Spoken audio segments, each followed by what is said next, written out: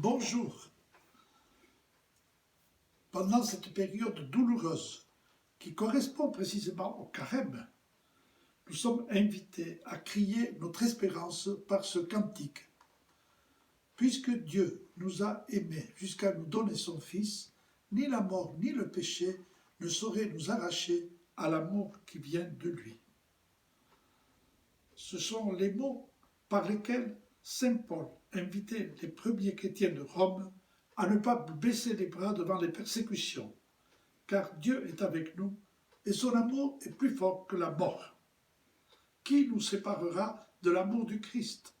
La détresse, l'angoisse, la persécution, la faim, le dénuement, le danger, le glaive. Mais en tout cela, nous sommes plus que vainqueurs par celui qui nous a aimés. Oui, j'en ai l'assurance, rien ne pourra nous séparer de l'amour du Christ manifesté en Jésus-Christ, notre Seigneur. Ce petit virus qui a envahi notre quotidien nous sème chaque jour un peu plus le trouble parmi nous.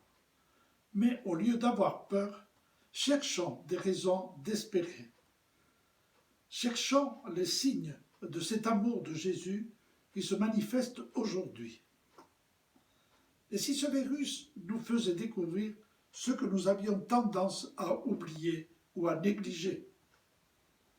D'abord, beaucoup de soignants sont en première ligne dans cette guerre et nous sommes dans l'admiration car beaucoup s'épuisent jusqu'à donner leur vie au chevet des malades.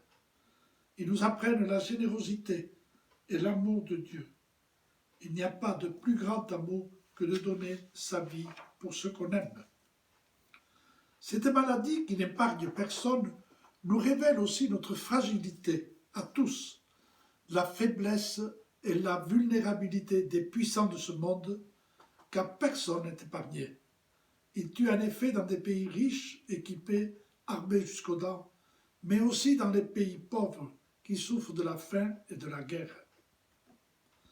À la faveur de cette crise qui nous éloigne les uns des autres pour nous protéger, nous prenons vivement conscience que nous ne sommes pas créés pour vivre confinés, mais pour nous aimer les uns les autres, créer des liens, développer avec tous ces trésors de sagesse, de délicatesse, de patience que chacun porte en lui.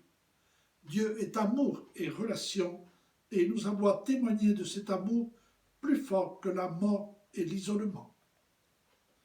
Les grands rassemblements annuels de Rameaux et de Pâques nous manqueront cette année, c'est sûr.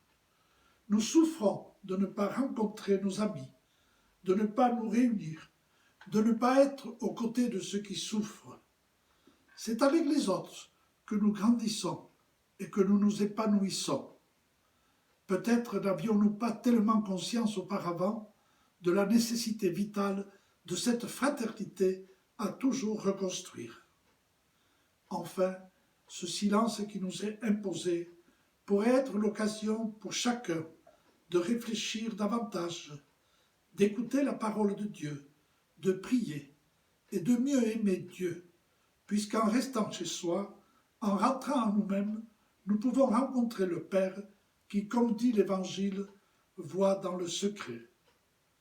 Que cette expérience de désert que nous vivons en ce moment nous aide à découvrir les valeurs essentielles de notre vie, car rien, jamais ne pourra nous séparer de l'amour du Christ.